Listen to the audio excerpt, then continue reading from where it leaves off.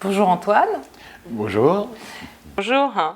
Alors, Bonjour. nous sommes ravis de t'accueillir pour parler d'un sujet qui nous intéresse beaucoup, car tu es le co-auteur d'un article dans cet ouvrage qui a été réalisé, donc Supervision des coachs, mentors et superviseurs, tendances et champs nouveaux, qui est une coécriture avec différents auteurs et qui est aux éditions Interédition et également avec un partenariat de l'EMCC sur l'intelligence artificielle. Et du coup, on aurait envie que tu nous en parles un petit peu plus de cet article, comment tu l'as écrit, pourquoi tu t'es intéressé à ce sujet, puisque tu t'es intéressé à l'intelligence artificielle. Alors, que dire? L'ensemble du livre s'intéresse à la prospective, à jeter un regard vers l'avenir sur l'ensemble des champs de la supervision. Donc l'article, le chapitre auquel j'ai contribué parle d'intelligence artificielle, mais l'ensemble du livre se projette sur tous les éléments du coaching, depuis le coaching d'équipe, le coaching d'organisation, et tout ce qu'on peut voir émerger dans l'environnement qui peut nous donner déjà des pistes de ce que pourrait devenir la supervision dans l'avenir. Et le rôle de l'intelligence artificielle dans tout ça? Alors, donc ce chapitre, on l'a écrit donc avec David Clutterbuck, pour mémoire, un des auteurs de référence dans le coaching, la supervision, le mentorat, un des cofondateurs à l'origine de l'EMCC Global. Et le rôle de l'intelligence artificielle, ça a été de se dire que c'est une technologie qui est déjà assez présente aujourd'hui dans notre quotidien. On n'a qu'à penser au GPS, à Siri, à Alexa, c'est déjà là pour partie, et qui est en train d'évoluer, en particulier en ce début d'année. Comment cette évolution fondamentale peut avoir ou pas un impact sur nos pratiques. Donc l'idée était de brosser un panorama de ce qui existe déjà et ce qui pourrait exister demain. Alors, qu'est-ce que ça peut apporter à la supervision ?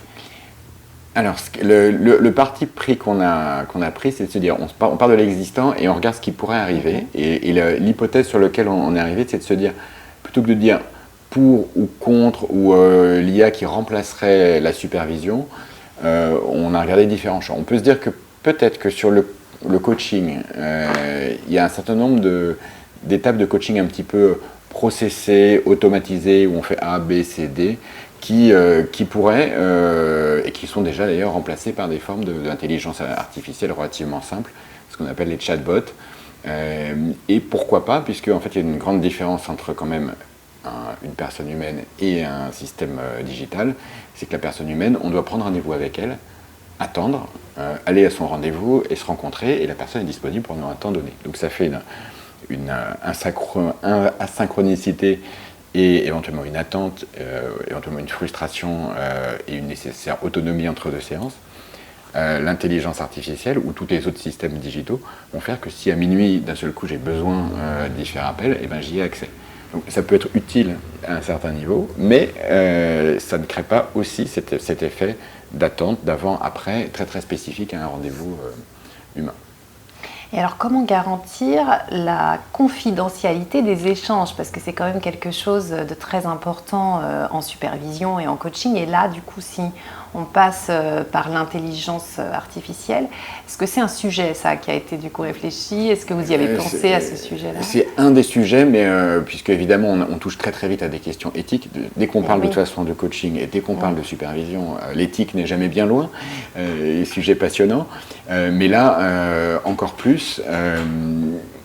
Et la question étant, si un coach est supervisé, même si un superviseur est supervisé, si on est coaché tout ou partie par l'intelligence artificielle, c'est qui va superviser cette intelligence artificielle, ce qui pose des questions extrêmement vastes de est-ce qu'il faudrait des superviseurs, est-ce qu'il faudrait des spécialistes des data, est-ce qu'il faudrait des régulateurs internationaux.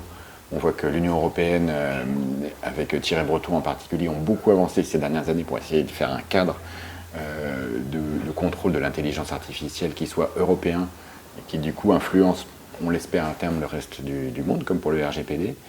Donc comment va-t-on organiser la supervision demain de l'intelligence artificielle et la confidentialité? C'est une vraie question qui dépasse le simple cercle des superviseurs, mais qui est vraiment posée et qui est une question, je dirais, citoyenne. comment innover encore aujourd'hui, donc dans le champ de la supervision, sans passer par l'intelligence artificielle ou les nouvelles méthodes d'aujourd'hui? Alors, comment innover? Alors déjà, pourquoi innover? Parce que on a tous cette appétence. Moi, je suis un grand curieux, donc j'aime toujours aller chercher ce qui se fait d'autre. Mais à un moment donné, il y a aussi des choses qui existent, etc. Donc, la supervision, on peut dire c'est déjà relativement récent. C'est un domaine, si on dit que le coaching est apparu en France dans les années 80-90, le vrai travail sur la supervision pour la structurer en tant que métier, il est beaucoup plus récent. Il a plutôt une quinzaine d'années. Il y a une charte européenne qui a été déposée en 2022 pour définir ce métier en tant que métier au niveau européen. Donc tout ça, c'est très récent. Donc en soi, c'est déjà une forme d'innovation.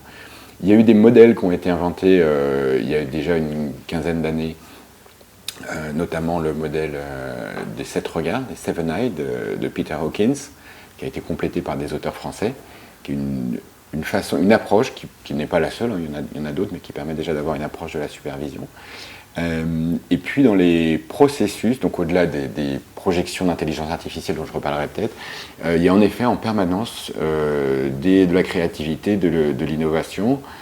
Par exemple, je peux vous donner quelque chose qui a été partagé au colloque international des superviseurs américains, Amérique du Nord, Amérique du Sud, par un superviseur qui s'appelle Eric Dehaene.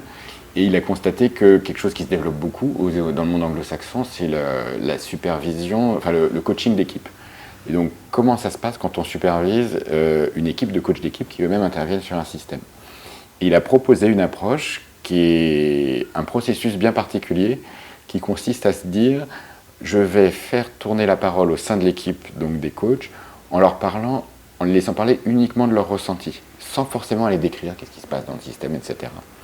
Et en laissant émerger, quitte à faire plusieurs tours de parole, alors il y a tout un art de la façon d'accompagner ça, jusqu'à ce qu'émerge, à force de ces ressentis et avec quelques métacommunications, quelque chose qui soit en fait un reflet systémique de ce qui se passe, qui est non dit dans le système, et qui permet à partir de là d'ouvrir des choses qui n'auraient peut-être pas été vues. Donc voilà, ça c'est quelque chose qui a été expérimenté il y a peu et présenté récemment. Qu'est-ce que tu aurais envie de nous dire d'autre, justement, parce que tu as attisé ma curiosité sur l'intelligence artificielle et ce qu'elle peut apporter au coaching ou à la supervision, ou en tout cas le fruit de vos réflexions, de vos recherches?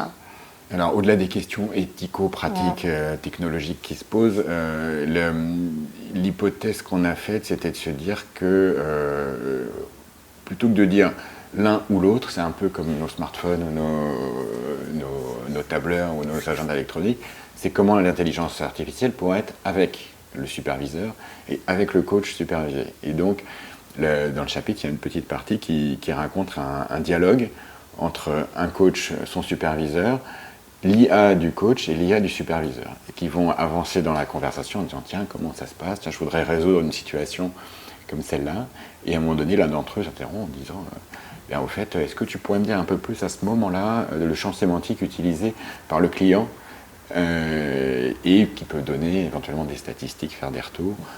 Ou alors, en travail réflexif, le superviseur peut dire « Tiens, suite à cette séance, est-ce que tu pourrais me dire comment ça s'est passé? Quelles sont les questions qui ont fonctionné ou pas ?»